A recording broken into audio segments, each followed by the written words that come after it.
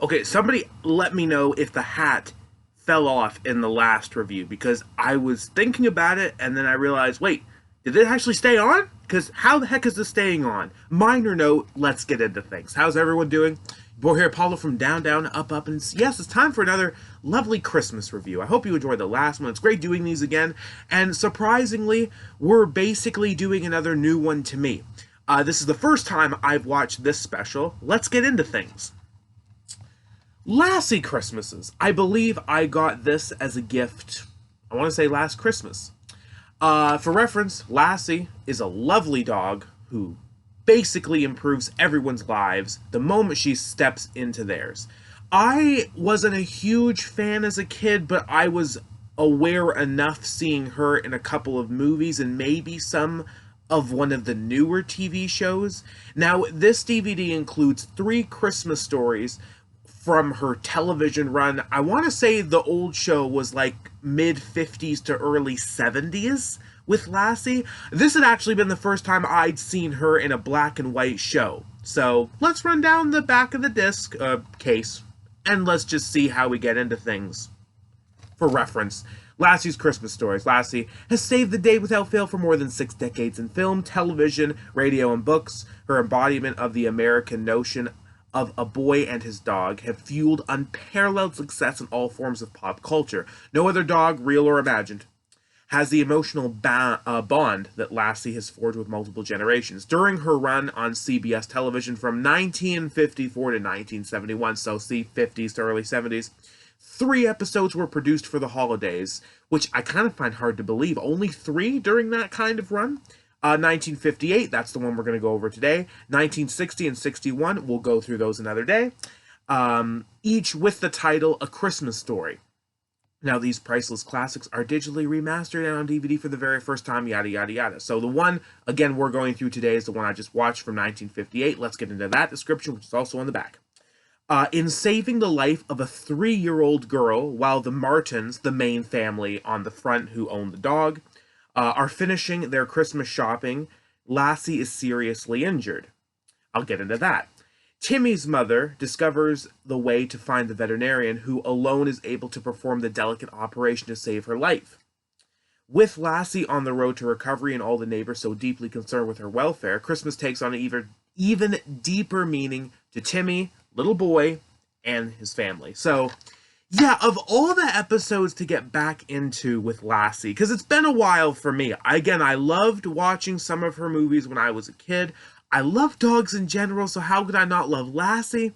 This one actually hurt a bit. So it literally starts off with the parents, and by the way, the mother's played by June Lockhart. I had no idea until getting into the show. I love her in Lost in Space. I'm getting into that right now, and it's just fantastic timing.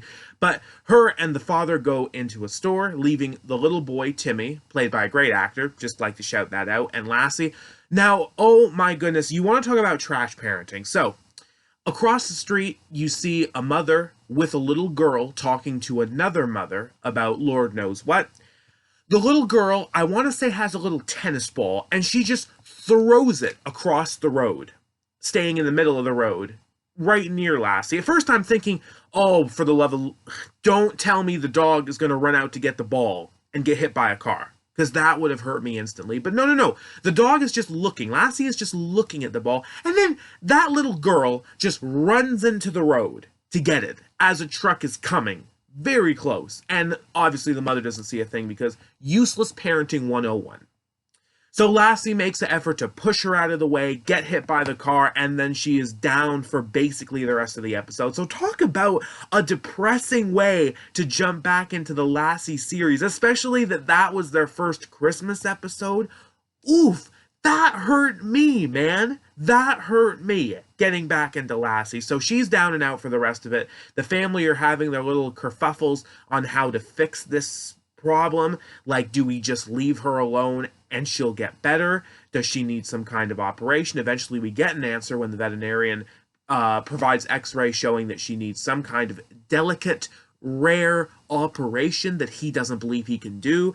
Thankfully, the mother has enough common sense to get in touch with the veterinarian who can by broadcasting the message over the radio. I like that little touch of things because you got to remember, the radio was a much bigger deal back in those days than it used to be. Well, than it is now. Again, the tongue waking up. But we finally get him. He performs the operation. Lassie's great. And there is a cute little scene where a bunch of kids and their animals are singing Silent Night outside of the house while the operation's being done. Like, one kid brings his dog, another kid brings his rabbit, and another kid just brings this goose. And it's like, oh my gosh, what is this little shrine? Adorable. And yeah, obviously operation goes well, everyone's happy, yada yada yada. Lassie gets up, walks outside, everyone cheers, gives her a hug. And even the mother whose 3-year-old girl the dog saved came and offered to pay the veterinarian for her, but he didn't accept it.